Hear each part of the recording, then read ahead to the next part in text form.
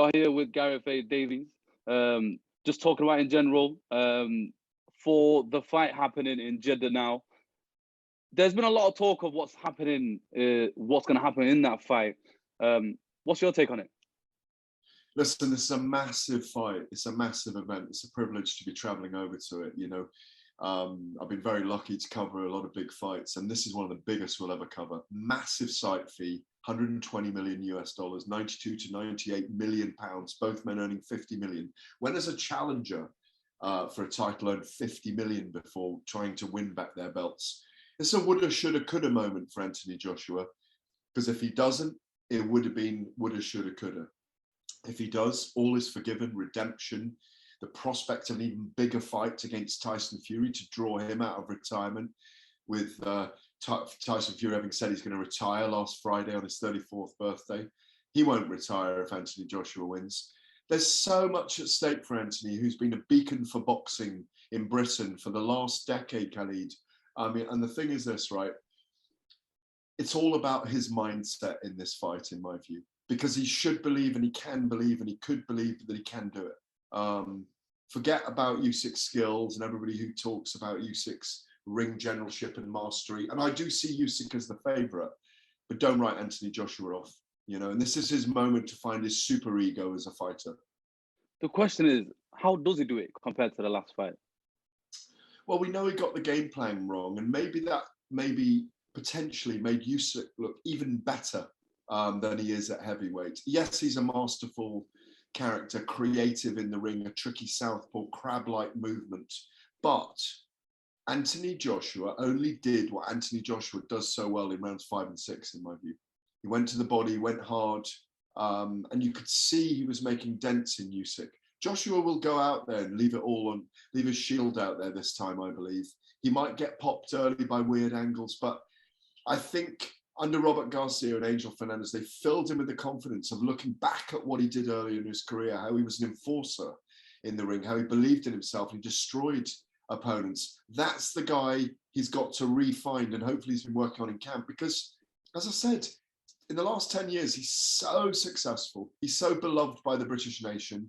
You know, he's emblematic for a generation of young people.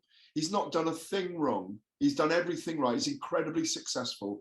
But are those silk pajamas holding him back a little bit? Is the hunger still there, really deeply there?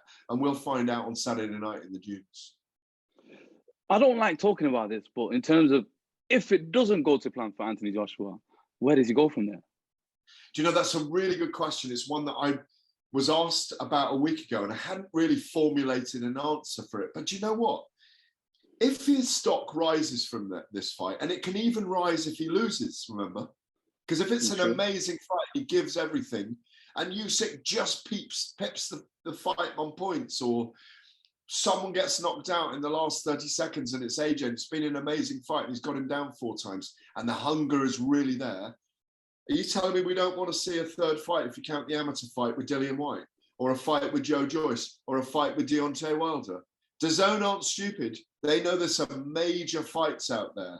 And all those fights, Daniel Dubois fight, the Tyson Fury fight, even if he loses, there's 5 mega fights for him right there. You know, it's all about whether he will want to carry on, how he feels afterwards, when the dust settles, if he does lose. But I think there's major fights for him. And maybe in his mind, it still is about having those fights, those legacy fights at heavyweight. You know, it doesn't matter if he finishes with 30 and 5. Doesn't matter. Really doesn't matter. He's incredibly successful. Muhammad Ali lost 5 times, didn't he? You know? Yes, he did. Yes, he did. So it doesn't matter how you lose. It doesn't matter how you bounce back. Speaking about the heavyweights, Tyson Fury has announced again that he's retiring again. Can you talk about that as well, if you can? I can, of course I can. I haven't commented. I haven't said anything on social media. When TalkSport have asked me, or the Telegraph asked me, I said no comment. I don't believe him. I don't believe him. Because Tyson's retired several times before. I just think it's his mindset at the moment. I think in a deep, subconscious, psychological way, he's kind of saying, look, I'm not interested in what's going over there. This duel on the Red Sea. I'm just going to switch off.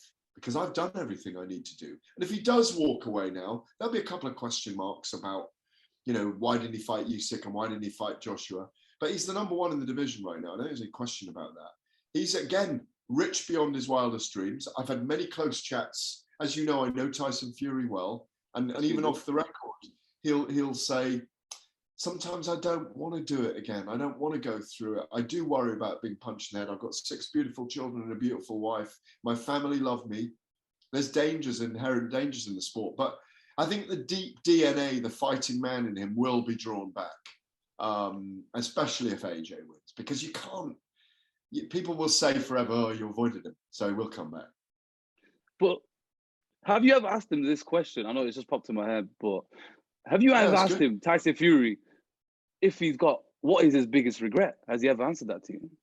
I don't think he has major regrets, because I think his dark times took him to where he is now, made him a mainstream star with a message for people, took him to that comeback where he lost. Can you imagine losing 10 stone? Crazy. Can you imagine losing 10 stone? You know?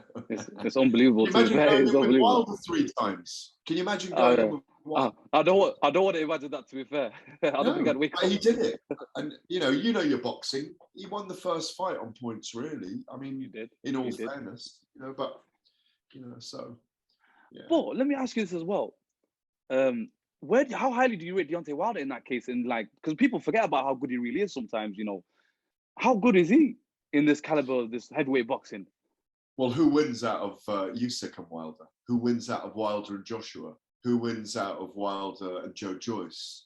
I mean, all of those fights, you could say, yeah, maybe Deontay wins that. Maybe Deontay wins that. Maybe Deontay wins that. Maybe the trickiest of those fights for him. Well, if Joe Joyce shook himself down to his boots from those big shots and didn't get knocked out, I think Deontay might have a few problems. But I think he does punch really hard. And, you know, could Usyk embarrass him with his boxing skills? Maybe a little bit. Usyk, for me, has had one big victory against Anthony Joshua when they got the game plan wrong, Khalid. We'll see. True. He's bulked up. He looks like he's ready for a firefight in the second fight with Joshua. I think he's going to try and counter to the head if Joshua goes to the body. You can see his torso is much bigger. Would he beat Wilder? He might. But Usyk and Fury for me are the two that could beat Wilder with their boxing skills. But Wilder could knock anyone out in the division. We saw that. Yeah. Another point we can talk about right now is congratulations on breaking the Eubanks and Benn fight before anybody else. And they came out. I've occasionally taken a bit of flack for you know, an exclusive reveal or whatever. But wow, I had a few nasty ones sliding into my DMs. Like what? Just people. I don't go into it all. They're just, I call them fans, really. Do you know what I mean? Yeah, I don't care about them. But no, it was people even wishing that the fight wasn't going to be signed, so I'd be wrong. But I heard from very good sources about a month ago that it was there. And I was 95% there with it, you know. And sometimes I knew the fight had been made. It makes absolute sense. And I think Chris Eubank Jr. has given up. Yeah, of course I'm delighted it's signed. Not just because I mentioned it a month ago, and then got flack from Calasal and Eddie Hearn and Conor Benn. I see that. But not nasty flack, but just like, hold your horses. But it's a massive fight.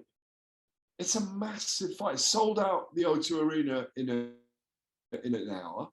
I always thought they'd try and get it on at West Ham Stadium, the old Olympic Park, get 60,000 there, but the timings weren't right. The weight cut for Eubank makes it a much closer fight. And if it goes the distance and Benn is still, you know, kind of bombarding forward and Eubank hasn't managed to put him away, there's a point in that fight where Eubank, because he can't rehydrate up to a big man, and he will be depleted in some way, could struggle in the last 3 or 4 rounds if fatigue sets in so hard. These are the laws of human biology. They're not boxing things. So it's a fascinating fight, really is. Do you not think that it couldn't have happened in a bigger stadium, even bigger than West Ham Stadium? To be fair, I thought they might have sold out. I won't say a Wembley, but somewhere a bit bigger, or maybe a Yeah, I Wembley. had a Let's say long, if I'm going past West Ham. yeah, I had a long chat to Chris Eubank Jr. last night on the Zoom, and we talked about the weight cut more than anything else because it's fascinating. We talked about his dad, who's obviously kind of like very silent at the moment. He'll emerge, and he wants his dad in the camp, in the training camp. His dad wanted him to wait and do it in a big stadium, but they didn't do it in a big stadium because they decided we're going to do it now, and they're right to do it now. They've been proven that it'll capture public imagination. I think it'll be one of DAZN's biggest pay-per-view buy events. Why now though? They should. I feel like they should have waited, Gareth, until a big stadium to make even more money as well for them. But it would have been massive. Yes, I agree, but I'm giving Chris's viewpoint on this. That things fall apart in boxing sometimes when the opportunity's there, and if you don't take it when you take it, it doesn't come. Gennady Golovkin and Saul Canelo Alvarez, who Chris Eubank Jr. wants to fight, are occupied, aren't they? They won't fight again until Cinco de Mayo next year, maybe May time. This will probably be Golovkin's last fight, I suspect. So I think it's high risk for Chris, but it's high reward because he's being paid really well. And it's low risk in a way for Conor Benn, but high reward in the financial stakes. Because what are they making per fight? Sorry, Gareth. What are they making per fight? I don't know, but they will be earning well into the several millions each. Wow. Yeah. Okay. Yeah. So go ahead before I cut you off. You were about to say something. No, I just said they're going to earn well into the several millions, I think. You know, could arguably be, well, it'd be Conor Benn's biggest payday ever, I'm sure, but it might even be close to Chris Eubank's biggest payday ever, you know? While I was listening to the press conference, he said something, Chris Eubank said it's a win-win for Conor Benn and a lose-lose for Chris Eubank. Yeah. What do you make of that comment? Well, because everybody expects him to win. He's got the jeopardy of making the weight cut. Whatever Conor Benn achieves is a bonus because, you know, no one really expects him to beat Chris Eubank. He's coming up 2 weight divisions. It's always tough for a welterweight coming up against the middleweight. But the jeopardy, as I say, is that Chris, for those that don't know, him having to make 157 pounds and made that for 15 years since he was 17, 18, and then not being able to completely rehydrate to as big as he wants to be, he's got to stay. I think he's got to stay. He's not going to be able to put on a lot of weight because he won't reveal the details to me. I think the rehydration clause is a bit of a secret at the moment, but he's not going to be able to put on too many more pounds, you know. Did he mention that it was like per pound was £100,000 that you'd have to? Big fine. He said, I am absolutely going to make the weight that they want me to because I don't want to take a huge fine because the sacrifice right now for the next 8 weeks to get in the right weight for that, I just don't want that situation to come to life. You know? So, and how does that fight go for you? I think Conor Benn charges forwards. There's going to be a lot of respect between the two. I think they'll both go into the trenches at some point. It wouldn't surprise me to see Benn go down and get up again. It wouldn't surprise me to see Benn swarm Eubank. It wouldn't surprise me to see either man absolutely depleted in there. I mean, the first fight between their fathers in Birmingham in 1990, they put so much in there in that war, that grudge fight, that people were saying those two should never be allowed in the ring again together because there's so much licensed violence going on, you know. Were you at that fight? I wasn't at that fight, no. It was just before I started my career. It was the year before I started, yeah. What's the biggest fight you've been at, Gareth? But I know the fight. I've seen the fight. What's that? What's the biggest fight you've been at? Oh, the biggest fight I've been at. Oh God.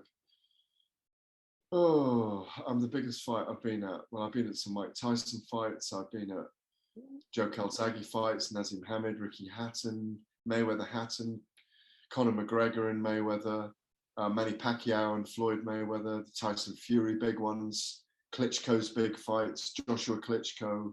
There's loads. There's so many. There's so many. You know, but really, I followed the lineage of the end of Lennox Lewis, Calzaghe, Hatton, Nazim Hamed, Carl Froch, Amir Khan, and everyone else since, you know. So, do you know when you mentioned all those names, This is my last question. Who is the next guy that's going to be at that pinnacle that's coming through the British boxing? Who's young still, or yes, who's young still, who's coming through? Do you think? Well, wow, Ben Whitaker looks incredibly talented. I think Pat McCormack looks really talented. Huge welterweight. I gave Ben a bit of a dressing down in a jokey kind of way about his showboating on his debut. I thought it was a little bit too much. Come on, it's part of the image. No, I know. But it's all fun. It's all good chat. And he takes it so well. He's handsome, he's erudite, he's articulate, and he's a brilliant boxer. And I love the joining up with Sugar Hill Stewart, because the power and the killer instinct they want to teach him. I think he's already there, but I think Shaka Stevenson is the next great thing. Okay. I think he'll be pound for pound number 1 in 2 years. Ben Whitaker? No, Shaka Stevenson. Oh, Shaka Stevenson. But he's well advanced. But if you're talking about the tree, Ben Whitaker will really come on. I think he's a fantastic prospect. Pat McCormack, I think, will come and be good. I think Caroline Dubois is very good. Fantastic. Other young stars. Well, I'm looking to see how well Delicious Ori does after his Commonwealth gold the other day. He looks a great guy, great story. Very true. Oh, there's so many, really. There's so many. That's fine. Thank you very much, Gareth, for that. Pleasure. Thank you for having us.